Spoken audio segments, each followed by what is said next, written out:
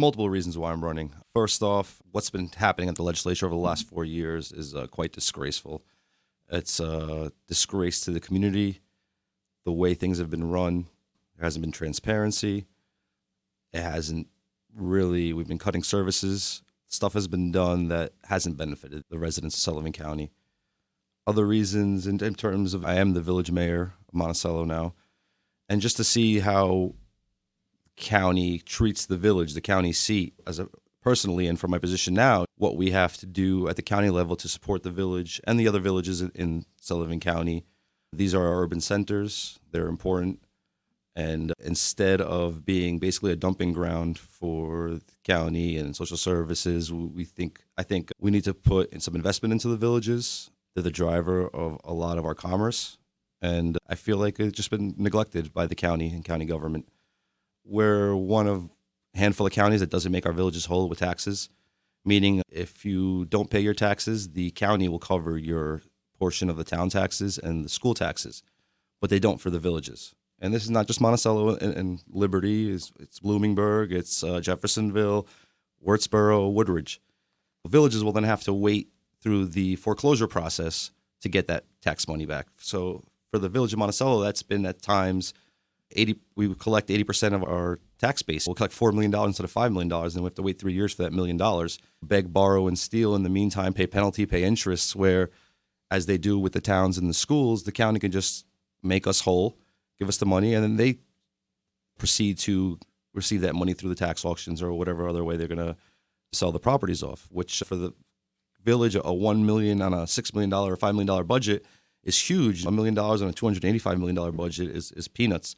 And it's not money that's going to be lost. It's money that's going to take a little longer to receive. Just from that perspective, living in the village and seeing what's going on and how we don't take care of them. But just back to, I'm quite embarrassed by the legislature now. We obviously behind in the times. We don't have a county executive here in Sullivan County, which means that we don't have a voice meeting with the governor. We have problems here, and I'm sure you'll get to them with your questions, and then I'll elaborate more on certain things. But it's important to have a county executive who everyone in Sullivan County gets to vote for. Right now, you have someone who has 10% of the population, and they're able to set committees and basically run things the way they like it, which is, to me, is very undemocratic. So getting a county executive, one, making villages whole, and then talking about sharing some sales taxes throughout the county with the towns and villages. That's another thing that we're behind on the times on. It seems like everyone else, every other county who's ahead of us, whether it be economically or on the healthcare rankings, they all have these things that they've done over the years, and we're just behind on the times, and I feel like it's time for us to catch up. Let's talk about some of the issues here. Access to healthcare is really important here, and especially in rural Sullivan County. We're such a huge county, and a lot of services now are being shipped to Orange County. It is a critical concern. What initiative do you propose or ensure that residents in remote areas in a county have access to quality healthcare? In terms of quality healthcare, I don't think the county itself really has much quality healthcare. We do have in the lower county, we have some major medical offices and stuff, but even with those offices, you call someone and ask them how long it takes to get an appointment or the quality of care they get at these places. Let's first start with our Medicare reimbursement in Sullivan County. See, Sullivan County gets at a lower reimbursement rate than the rest of the counties in the Hudson Valley region that we're usually grouped in. For instance, a doctor here gives Medicare a bill for $100. They'll get 70 cents on the dollar in Sullivan counties, whereas in Orange County, they'll get 85 cents on the dollar. So right there, that just shows you why there's no incentive for a medical group to become here, whether it's in the rural areas or in the more urban areas or closer to Orange County. So right there comes back to my county executive. That is something that a county executive should be up in Albany once a month and calling the governor's office once a week, trying to lobby for us. Because if we're never going to get the same reimbursement on the Medicare, we're never going to get the quality of care here we need.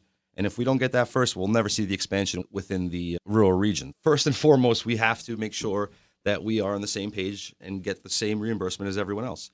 When we do a public works project here in Sullivan County, we have to pay the same prevailing wage that we do in Manhattan. We're grouped in with those counties from here all the way to Suffolk County. But when it comes to our reimbursement rate, when it comes to our health care, we're not in the same range as them. We're below them, and you can see that by the quality of care we're receiving here. So the first step is to lobby that And then when we do get organizations here and they're setting up shop here, and obviously we get involved with the IDA and giving stuff like that, make them come out and set out outposts in the rural areas, or you don't give them anything else in the places that they want. You got to hold them accountable as well. It's been too long where we've put profits over people, and it's time to change that around.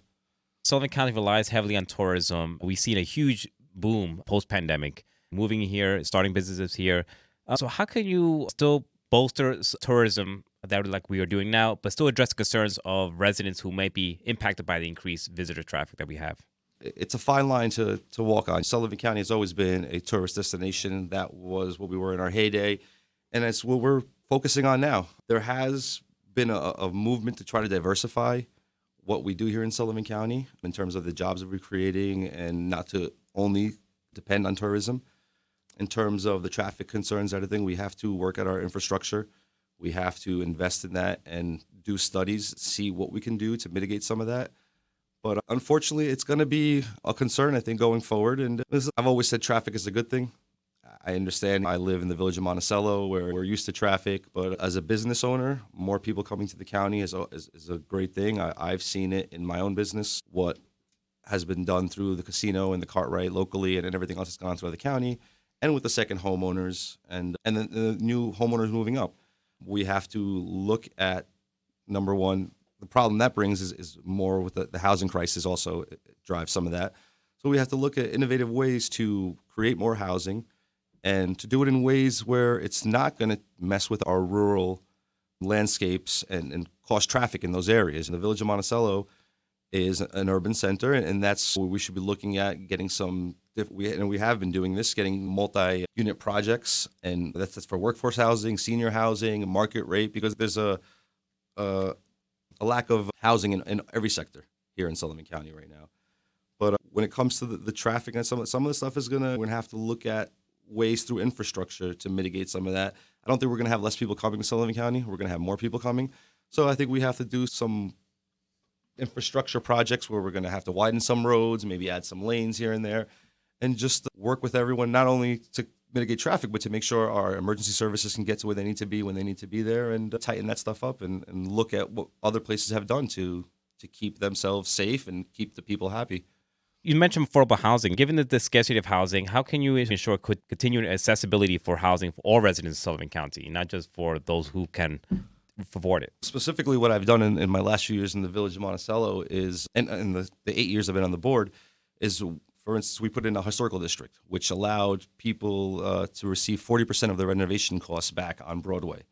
So in the last 2 years, we've had about 60 apartments open up on Broadway, and we have another 80 on the way now. Taking the properties that we have that have been empty and vacant for all these years and activating them has been a huge boost without having to put one shovel in the ground. So making sure that we have the buildings in all our downtowns, in every single hamlet and every single village, make sure they're all activated, to make sure that the apartments upstairs are actually being used. Landlords are doing the right thing and making nice apartments for people, and that has been without any building happening. It's expanded our housing. In terms of the housing, in the village, we have made our process streamlined, where developers know that they're coming in, they're going to be able to come to a couple planning board meetings and get their project going. We've talked to developers, and we understand that not just in the village, other places have problems with water and infrastructure. And so we're making sure that developers have to put their fair share in when it comes to that. Currently now, if you're building something that's over 8 units, you have to dig a well and put that water back into the village water system, because you're adding to our infrastructure. It should be at the cost of the developer.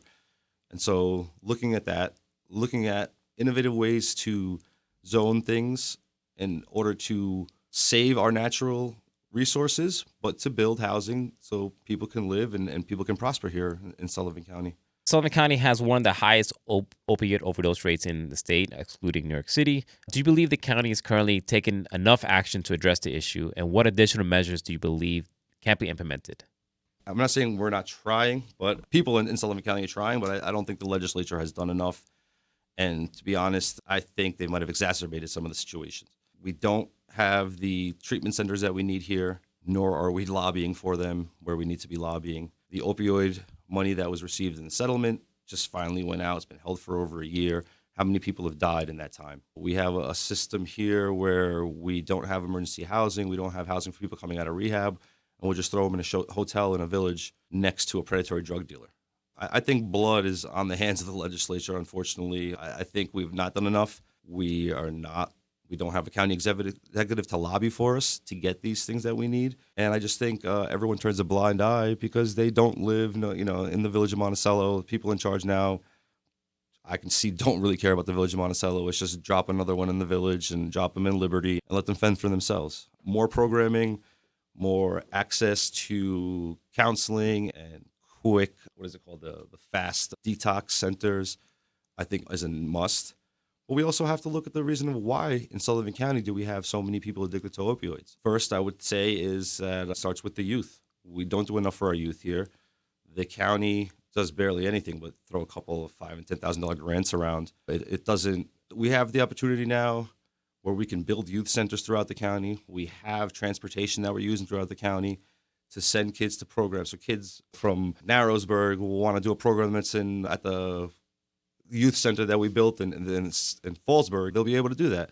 Networking these kids from a younger age, see what they can get involved in and where they can get involved in that. Just give them the opportunity to leave their towns to do something else. But it comes with leadership at the county government, setting up some youth centers. They have the money over the last few years with the money they gotten through COVID and the anticipated loss, which they never had, the furloughs, the cuts. They could have done something. But instead, they just made more cuts. And I think the cuts that they've made in the planning department, in the Office for the Aging, and all the health services departments, I think was going to make the situation a lot worse. Social workers, it's not helping in this situation. Becoming a high drug trafficking area will help, but it's not going to help if county government is not using the resources to put it where it needs to be. In recent years, there's been a noticeable increase in public disagreements and infighting among the members of the Sullivan County Legislature. As you look to the future, what steps do you tend to take to address the issue and foster a better cooperation among your fellow legislatures? I can't say that I haven't been part of my own disagreements on my own board. I think I've done a good job of navigating that and putting us to the point where you see the county legislature on the cover of the newspapers and their dysfunction, not the village of Monticello. What we've done at the village and what the county should do is openly talk about things. Not last-minute resolutions that are done with a majority, backwards. Everything should be out for discussion, not only for the legislators who represent the people, but for the people to hear, for the people to make their thoughts heard on those sort of things. That would be the first thing. I personally was grown up with morals and know how to respect people. You can get your point across without being a bully or being nasty, angry, cursing. And I'm a person that curses a lot. But when I'm in my meetings, I can make my point across. Because if you have to do those things, you don't really have a good point. If you have to put an extra exclamation on top of everything, what you're saying isn't really matter too much. If you were voted onto the legislature, and also Rob was also, and I'm sure he'll want to run for chair again, would you vote for him? No, and this is going to be a long one. I was asked this question in my debate last week, and I just like to start off by apologizing to hot dog cart owners because I said I wouldn't let them run a hot dog cart. And I want to apologize to people that run hot dog carts because they're hardworking and I'm sure a lot more honest than our chair is right now. On a municipal level, as the village mayor, Rob has done nothing but try to extort the village, bully us, and unfortunately it came to the detriment of the county taxpayers and a benefit for the village taxpayers. The East Broadway project, the county came to us and told us there was a $2.3 million overage and we had to come up with half of it. Now, this is a project that was 12 years old. We had never even had any notification on it, but obviously something that was very badly needed in the village. So we go back to the DOT. We got them to throw some more money.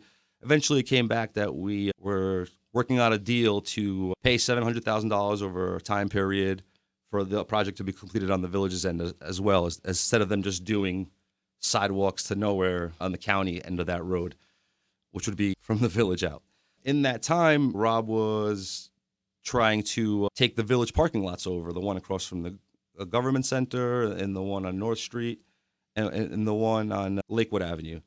He basically said, oh, you know what? I got a deal with Gordon. I'm going to come back and we're going to take him for free, blah, blah, blah, and stepped away from the table, but then forgot to charge the village for that $700,000 on that project. Village residents got that for free, which is good for village residents because we are a depressed community with no help from the county. But that his extortion of village parking lots for who knows what reason, because all I asked was to keep them public. I asked him to just keep them public and you can have the parking lots, but he wouldn't do that either. After all that, they thought Gordon was going to come in and give everything away for free to him. And now the county's on the hook for that $700,000. It ended up good for me as the mayor of the village of Monticello, and it looks beautiful. But that kind of stuff, you don't need that from a leader. This is not the way to do things. Another story is the county approached me about putting a fitness deck in the village of Monticello. We moved forward with that. We picked up a spot behind the Strobel Center. We started to fund it. We got a bunch of community members, community organizations to fund it. And then the county pulled and then as the equipment was being delivered, the county pulled their funding. And I have emails, I have it from employees of the county saying that it's just a formality to vote on this $50,000, so the equipment gets delivered, and then he pulls the funding. So the village didn't have the money to pay for it. Hey, I don't know if it was who involved, but then I had board members of mine that I mentioned earlier who were going to the police saying that I ordered this stuff unilaterally. And so they try to get me in trouble. But luckily the school district came through, and that fitness court will be put on the Monticello High School property next to the new tennis courts, and it will be open to the public. Contrary to Rob trying to mess with the area, we got it done eventually without that funding, and so glad that happened. So yeah, I wouldn't make this guy chair. I wouldn't let him empty the water out of a hot dog cart. Say that. You have an opponent for your district. Why should folks vote for you over your opponent? I think if you look at our track records, it'll just show you I, number one, have lived in this area for 33 years. My family's owned a business for 32 years. I've been involved here on the village board 8 years, for many years before that, doing charity and other nonprofit work. I know the people here. I know the community.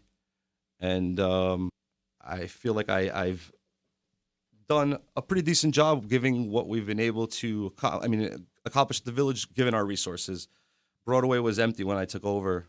You can't find, every place with a CO is rented right now, and the rest of them are all being worked on or in the process of getting their permitting to work on. The retail is being driven by the residential above it and throughout the village. I've done some innovative things to bring in money to the village, make sure companies like Walmart are paying their fair share to the village. I was able to get another $150,000 a year out of them to keep using our water. That went to our general fund. As my opponent is very new to the area, a pretty seasoned politician, but also a political opportunist, in my view. For instance, I was at a door the other day, and they're telling me how, she's done a great work with the lake communities in the town of Thompson. And so I say, then how come she didn't run for the town of Thompson board where she can affect all the stuff that's going on in the town of Thompson? Whereas in the legislature, there won't be anything that will be done with the planning and zoning boards in the town of Thompson. And to me, it just seems it's just an opportunity for her. Just like when she moved into this area, she said that it was an open seat in the state Senate when our state senator, Peter Oberacher, was an incumbent there and has been doing a wonderful job there. And so just right there, it just shows you that they're more interested in being in the public eye and having power instead of helping the people below them. The record in Ulster County as being chair and multiple scandals that were there, people can read up on that themselves. Just Google her name. I never really talked bad about opponents, but sometimes you have to let people know what's out there and let them see from what they see online and the news and the people in Ulster County what really happened and why they should vote for me over her. We're talking to George Nikolados, who's running for District 9 Legislature. Thank you so much for joining us on the program. Oh, thank you for having me.